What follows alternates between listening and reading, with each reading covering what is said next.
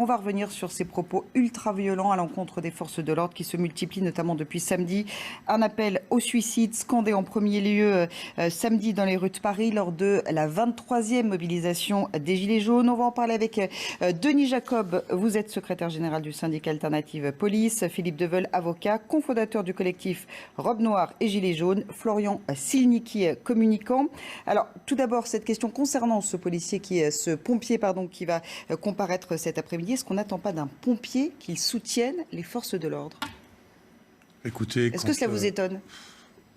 Les Black Blocs, c'est composé de personnes diverses et variées. Enfin, quand l'idéologie et le dogme touchent ce type de personnes, ça peut être choquant, bien évidemment, puisqu'un pompier travaille au quotidien et aux côtés des policiers, bien évidemment. Mais après, voilà, c'est quelqu'un qui doit être particulièrement focalisé sur une idéologie d'extrême gauche.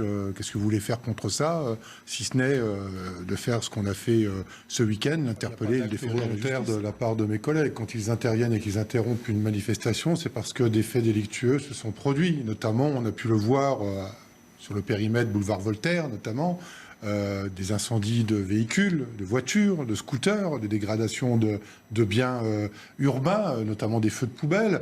Enfin voilà, on ne va pas de gaieté de cœur couper une manifestation pour dire tiens, cela il ne nous plaise pas, on va aller matraquer. Je pense qu'il faut arrêter avec cette image purement répressive de la police nationale.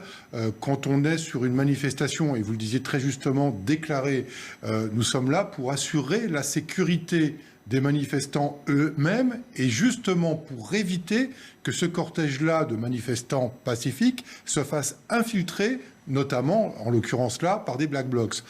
Donc notre travail, il est d'assurer un défilé dans les meilleures conditions possibles. On est là aussi pour assurer à nos concitoyens qui ne s'identifient pas à ce mouvement, de pouvoir continuer à circuler librement sans qu'on les empêche, au prétexte d'un mouvement social, d'aller à droite ou à gauche. Enfin, voilà, on est là pour cela. Alors après, vous le savez comme moi, Philippe Leveul, il y a une technique de maintien de l'ordre, il y a une doctrine de maintien de l'ordre qu'on a essayé d'adapter au mieux à la violence à laquelle on était confrontés.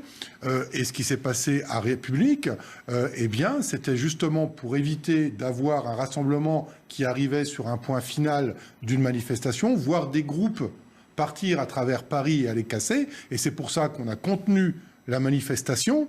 Et on a peut-être nassé, mais il ne faut pas occulter aussi de dire que dans ce maintien de l'ordre, il y a des sas pour laisser sortir les manifestants. Alors, c'est long, c'est fastidieux, parce qu'on ne peut pas laisser sortir en groupe, au risque d'avoir des groupes de Black Blocs aller ici et là. Et donc, on laisse passer par plusieurs personnes, 3-4 personnes, et on laisse passer dans le sas les gens pour qu'ils sortent de la place de la République. Alors, les manifestants se sont énervés parce que ça n'allait pas assez vite. Oui, non, mais c'est que c'était. Mais il en va aussi c'est aussi une raison de sécurité. Oui, mais vous savez très bien qu'il faut toujours laisser une ouverture. Or, c'était pas le cas. Et beaucoup de gens voulaient rentrer. Il n'y avait pas d'ouverture. Il y avait des ouvertures avec des contrôles de 3-4 personnes. Je fais confiance sur votre bonne foi, mais ce jour-là, il y avait des barrages. On allait d'un endroit à l'autre. Ils nous disaient c'est fermé, allez là-bas, et on nous renvoyait à l'autre endroit. Donc, quelque part, il faut toujours laisser la possibilité de sortir. Et je pense que ça éviterait ces énervements et cette violence idiote. Oui, alors ils ne se sont pas énervés seulement parce qu'ils n'arrivaient pas à sortir assez rapidement. Vous le savez. Ça chargeait tous les côtés. Les slogans qu'on a entendus. C'était le jeu, le chat et la souris, ça servait à rien. Les slogans qu'on a entendus, excusez-moi, je ne peux pas considérer ça comme des propos revendicatifs de la part des Gilets jaunes qu'on a connus le 17 novembre. Alors justement, quand vous avez entendu ces slogans « Suicidez-vous » et que vous avez vu ces images, qu'avez-vous ressenti? Avez-vous eu l'impression qu'on a finalement atteint un nouveau point, qu'on a franchi un nouveau cap dans la haine anti-flic?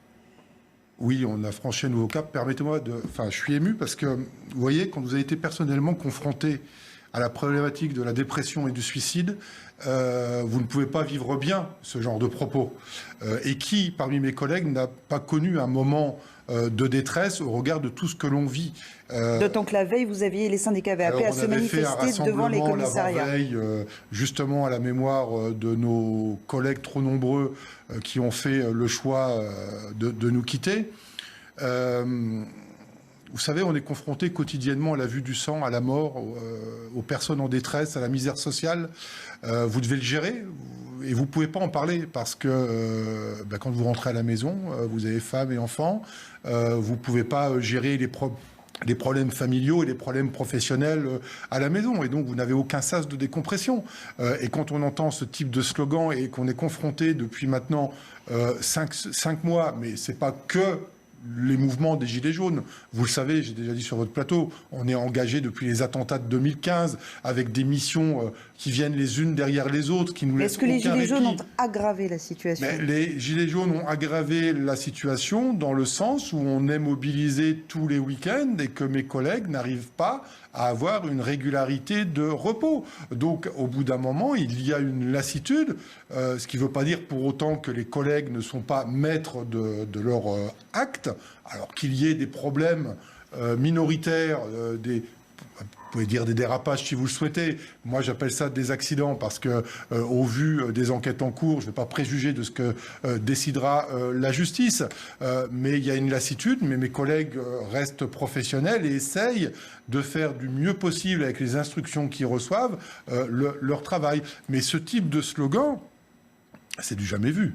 Enfin, une telle haine verbale, au-delà de la violence physique, moi, j'ai jamais connu ça dans la police nationale. On est confronté à une insulte quotidienne, des invectives, bien évidemment. Je dirais, ça fait malheureusement partie de notre travail. Mais là, souhaiter que des policiers puissent se suicider, enfin, moi, sur un autre média, excusez-moi, je vais être très mais fort, et c'est pas dans mon habitude, mais je vais le dire, ce sont des salauds. Il n'y a pas d'autre mot. Ce sont des salauds ceux qui disent ça, parce qu'on ne peut pas souhaiter la mort de gens qui soient policiers, pompiers ou qui que ce soit. Enfin, vous l'avez dit très justement, et je vous en remercie. Je vous rejoins, mais d'ailleurs sur le problème des suicides, 29, c'est énorme depuis le début de l'année. Je crois qu'il y a une véritable question à se poser, puisque ce problème de mal-être de la police ne date pas des Gilets jaunes. Non. Et je pense que le gouvernement n'a pas l'oreille qu'il faut pour venir vous soutenir, vous aider. On sait qu'il y a un manque de 4000 fonctionnaires de police. Très synthétiquement, moi je ne vais pas critiquer les plans ministériels, Cazeneuve, Collomb, Castaner. Il y a des idées qui sont données très bien. Si ça peut soulager la détresse et la souffrance de mes collègues, bien évidemment, en tant que syndicaliste, je ne demande pas mieux. Sauf qu'on s'attaque aux conséquences et pas aux causes. Et c'est pour cette raison qu'on organise un colloque le 22 mai à la Bourse du Travail, justement sur cette thématique des suicides.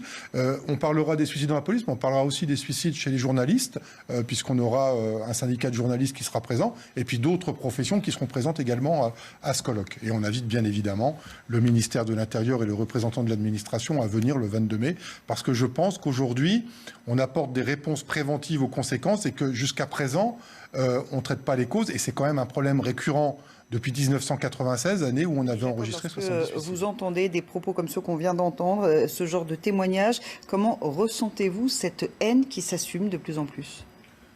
C'est dangereux et c'est inquiétant. Et c'est pour cette raison que mon organisation syndicale demande, si possible, bien évidemment, à la lueur des éléments juridiques que l'on aura lors de la finalité de l'enquête qui est en cours sur les propos qui ont été tenus place de la République, voilà, suicidez-vous. On demande une requalification de l'infraction parce qu'un outrage n'est pas suffisamment fort par rapport aux propos qui ont été tenus et que nous voulons une requalification délictuelle d'incitation au suicide qui est répréhensible. Alors je sais que ça pose la difficulté du suicide en lui-même pour pénaliser l'infraction, mais on ne peut pas rester dans une impunité comme celle-là. Et aujourd'hui, c'est une camionnette. Et demain, ce sera quoi ? Ce sera une banderole en haut de l'Arc de Triomphe. Enfin bon... Pour revenir sur cette violence donc, qui est montée d'un cran, est-ce que vous avez constaté, Denis Jacob, un glissement depuis 2015, en tous les cas une escalade ? Pour cette défiance envers les policiers, alors envers les forces de l'ordre en général. On a commencé à avoir les prémices à l'occasion des manifestations contre la loi El Khomri. Ça a déjà commencé là où on a vu effectivement une haine viscérale contre la police, mais en fait, c'est une défiance vis-à-vis de l'autorité de l'État. Et les premiers représentants de l'autorité de l'État, ce sont les policiers et les gendarmes. Donc, comment s'en prendre à l'État, si ce n'est de s'en prendre physiquement aux policiers et gendarmes? Et donc, on l'a vu effectivement lors de ces manifestations-là, où, je l'avais dit à l'époque, les grands responsables de certaines organisations syndicales ont eu aussi leur part de responsabilité, parce qu'on surfe aussi, on le voit avec les Gilets jaunes, hein. On a des personnalités syndicales ou politiques qui surfent là-dessus et qui ne font qu'alimenter cette augmentation de la violence en les confortant pour une part des manifestants, qu'ils soient d'ultra-gauche ou gilets jaunes, ou ultra jaunes comme on dit aujourd'hui, et qui ont fait qu'ils ont alimenté le feu de la violence haineuse, physique et verbale à l'encontre des policiers. Et aujourd'hui, c'est très très mal vécu chez nous, et qui plus est, une fois de plus, avec ce slogan. Vous savez, je vous le disais tout à l'heure hors antenne, moi j'ai connu 2 suicides dans ma brigade, et à chaque fois que j'entends ce genre de propos, je ne peux penser qu'à mes 2 collègues, notamment ceux-là parce que je les ai particulièrement bien connus, et je ne peux penser qu'à eux à chaque fois que j'entends ce genre de slogan. Et une fois de plus, je vais être un peu trivial, mais je trouve ça ce chiffre dégueulasse. tragique, 31 policiers et gendarmes qui ont mis fin à leur jour depuis le mois de janvier. Christophe Castaner a d'ores et déjà annoncé quelques mesures, parmi lesquelles la création d'une cellule de crise ou encore un numéro de téléphone joignable 24 heures sur 24. J'imagine que pour vous, cela ne va pas assez loin. Qu'attendez-vous aujourd'hui du ministre de l'Intérieur ? Eh bien, effectivement, ce sont des mesures que l'on prend, bien évidemment.